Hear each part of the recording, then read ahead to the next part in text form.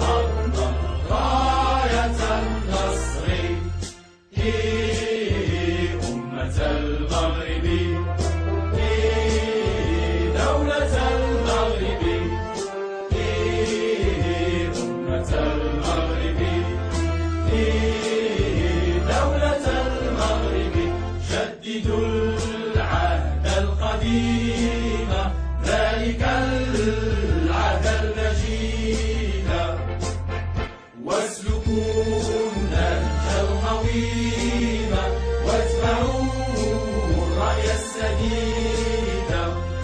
دولة المغرب دومي نحن أهلك، سوف تحيي دمانا وبالروح نفدي. أمة المغرب